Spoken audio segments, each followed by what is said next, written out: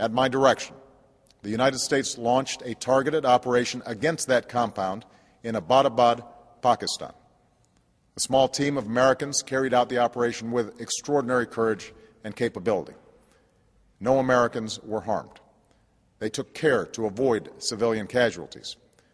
After a firefight, they killed Osama bin Laden and took custody of his body. Compound in Pakistan. On orders of the President, a small U.S. team assaulted a secure compound in an affluent suburb of Islamabad to capture or kill Osama bin Laden. The raid was conducted with U.S. military personnel assaulting on 2 helicopters. The team methodically cleared the compound, moving from room to room, in an operation lasting nearly 40 minutes. They were engaged in a firefight throughout the operation, and Osama bin Laden was killed by the assaulting force. In addition to the bin Laden family, 2 other families resided in the compound. 1 family on the first floor of the bin Laden building and 1 family in a second building. 1 team began the operation on the first floor of the bin Laden house and worked their way to the 3rd floor. A second team cleared the separate building. On the first floor of bin Laden's building, 2 al-Qaeda couriers were killed, along with a woman who was killed in crossfire. Bin Laden and his family were found on the 2nd and 3rd floor of the building. There was concern that bin Laden would oppose the capture operation, and indeed he did resist. In the room with bin Laden, bin Laden's wife, rushed the U.S. assaulter and was shot in the leg but not killed. Bin Laden was then shot and killed. He was not armed. We were prepared to capture him if that was possible. He was not armed. Building. There was concern that bin Laden would oppose the capture operation, and indeed he did resist. He was not armed. Not in that room when he went in. Dan, it was a highly volatile firefight. No Americans were harmed. He was not armed. Even I'm getting confused. We were prepared to capture him if that was possible. Building. There was concern that bin Laden would oppose the capture operation, and indeed he did resist. Not in that room when he went in. Dan, it was a highly volatile firefight. No Americans were harmed. He was not armed. And the resistance was consistent from the moment they landed till the end of the operation. Yes. Jay, just to follow up, how did Osama bin Laden resist if he didn't have his hand on the gun? How was he resisting? Yeah, the information I have to you, first of all, I think resistance does not require a firearm, but the information I gave you is what I can tell you about it. I'm sure more details will be provided as they come available, and we are able to release them. Did he have any weapon? He was not armed, is what I understand to be true. We were prepared to capture him if that was possible. Building. There was concern that bin Laden would oppose the capture operation, and indeed he did resist. He was not armed. Not in that room when he went in. Dan, it was a highly volatile firefight. No Americans were harmed. Thanks, Jay. Since, as you said, bin Laden was not armed, why was the decision made to kill him as opposed to capture him? As Mr. Brennan and others have made clear, we were prepared to capture him if that was possible. We expected a great deal of resistance and were met with a great deal of resistance.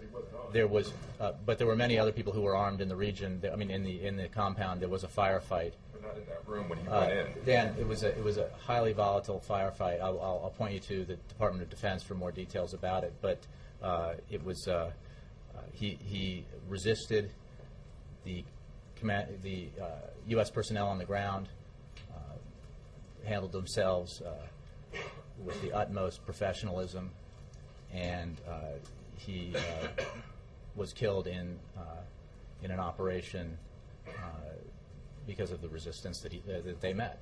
Since not in that room when he went in. Dan, it was a highly volatile firefight. No Americans were harmed. He was not armed. Even I'm getting confused. Mm-hmm. Are you able to describe how bin Laden resisted?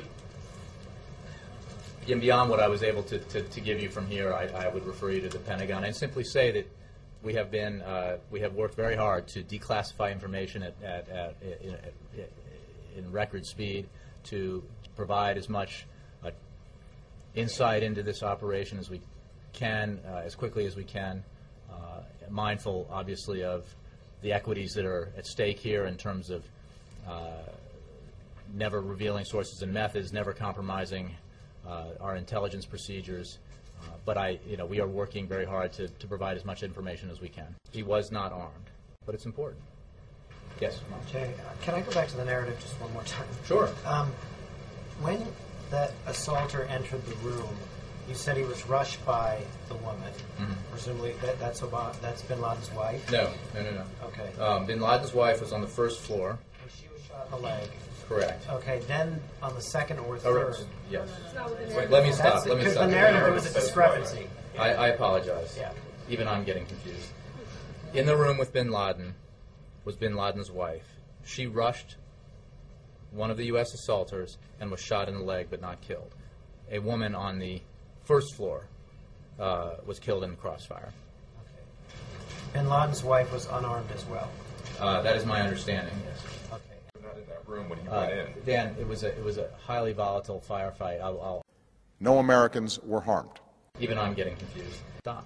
Yes, Ann. In the narrative, which of those women was being used as a human shield, as Mr. Brennan suggested? Again, what I would say about that is that, to use your phrase, fog of war, fog of combat, that there was a lot of information coming in. It is still unclear. The woman I believe you're talking about might have been the one on the first floor who was caught in the crossfire.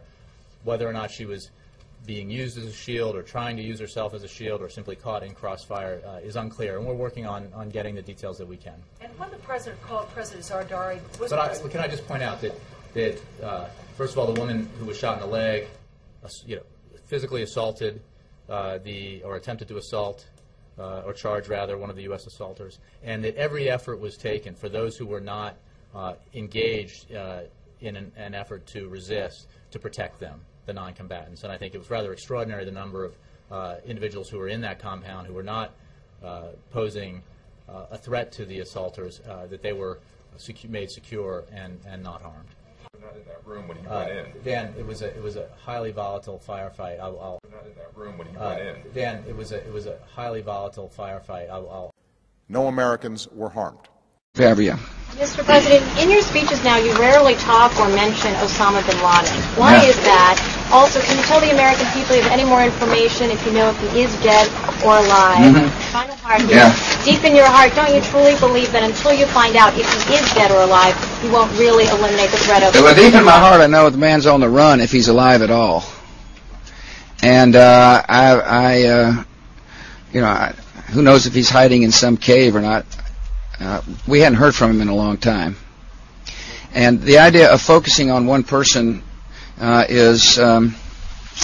really indicates to me people don't understand the scope of the mission. Terror is bigger than one person. They are images that everyone around the world recognizes, pictures of al-Qaeda leader Osama bin Laden. But many of them are years old. So the FBI recently updated the photos, taking into account what the terror leader might look like now. However, the FBI is apologizing for one major mistake. In this photo, the FBI used an online photograph of a Spanish lawmaker to create the new bin Laden look. De Bin Laden sin barba. The FBI used Gaspar Llamazares' photo taken from the Spanish lawmaker's 2004 campaign poster. Llamazares says he may take legal action against the U.S. government, adding he no longer feels safe traveling to the U.S. The lawmaker went on to say he has no similarity, physically or ideologically, to bin Laden. The only thing the two do share is the same age, 52. The FBI has said it will take down the picture from the websites rewardforjustice.net, where a reward of $25 million is listed for the capture of the al-Qaeda leader. Brian Thomas, The Associated Press. Aboard the USS Carl Vinson, the burial of bin Laden was done in conformance with Islamic precepts and practices.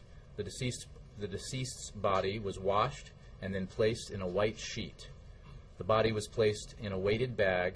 A military officer read prepared religious remarks, which were translated into Arabic by a native speaker. After the words were complete, the body was placed on a prepared flat board, tipped up, and the deceased body eased into the sea. Even I'm getting confused.